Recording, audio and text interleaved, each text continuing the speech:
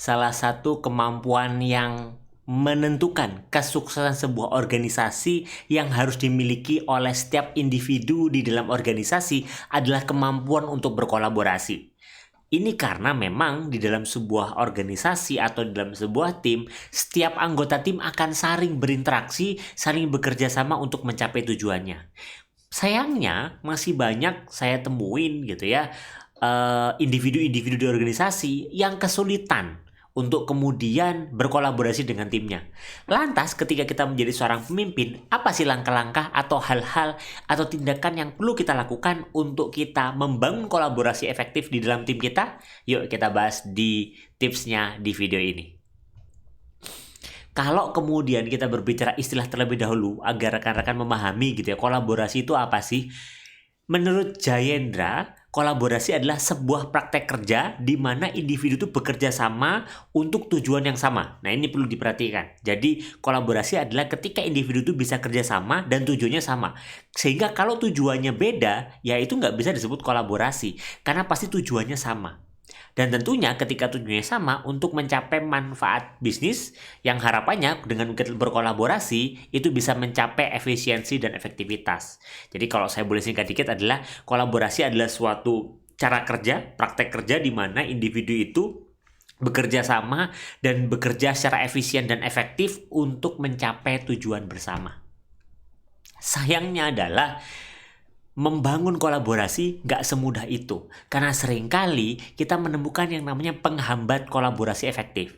Apa sih penghambat kolaborasi efektif yang mungkin juga sering kita temui? Yang pertama adalah perbedaan sudut pandang. Kalau rekan-rekan lihat saat ini di layar gitu ya, seringkali yang membuat kita nggak bisa berkolaborasi adalah karena sudut pandangnya berbeda. Atau kalau saya juga sering sebut, angle-nya berbeda. Maksudnya angle-nya seperti apa sih ini? Yuk kita sekarang lihat yang ada di layar ini. Kadang kita memproyeksikan sesuatu yang kita lihat ke dalam pikiran kita itu berbeda cara pandangnya.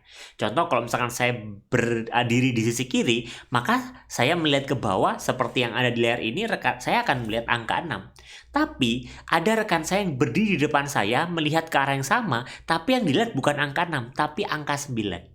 Nah, ini perlu disadari. Kenapa? Ini perlu disadari bahwa perbedaan sudut pandang itu akan menghambat kolaborasi. Lantas apa yang perlu kita lakukan? Bukan cari siapa yang benar, siapa yang salah.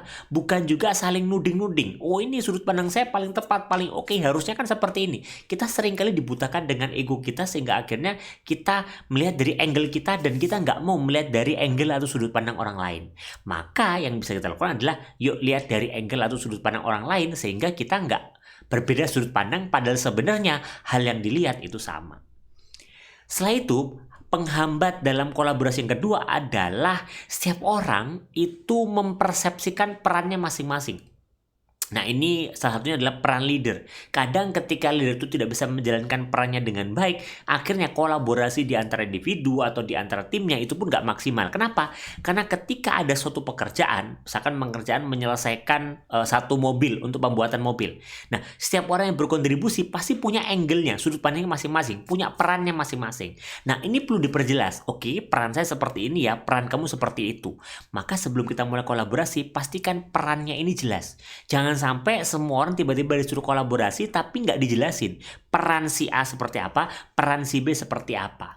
Karena ini yang seringkali menghambat proses kolaborasi. Jadi ada dua hal yang menghambat proses kolaborasi. Yang pertama adalah perbedaan sudut pandang. Yang kedua adalah persepsi tentang peran di dalam satu organisasi atau satu tim.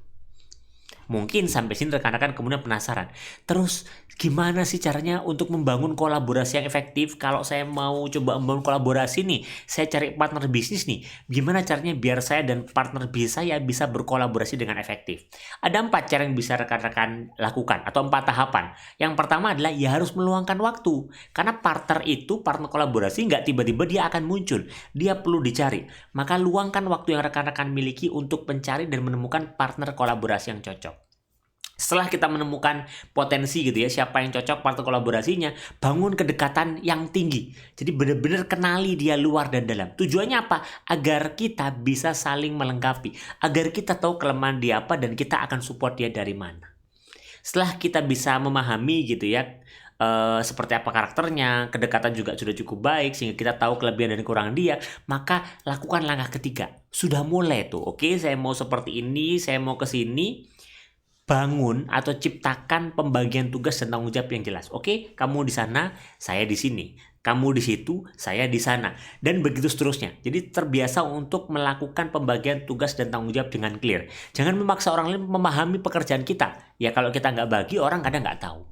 Nah, setelah pembagian tugas dan tanggung jawab sudah clear, yang keempat adalah jangan sungkan atau jangan merasa rugi memberikan support. Karena ketika kita sudah memilih partner kolaborasi, yang bisa kita lakukan adalah berikan support sebaik mungkin yang kita miliki sehingga partner kolaborasi kita happy, semangat, dan dia pun akan siap untuk memberikan support kepada diri kita. Karena pada dasarnya dalam berkolaborasi hubungan timbal balik itu juga menjadi penting.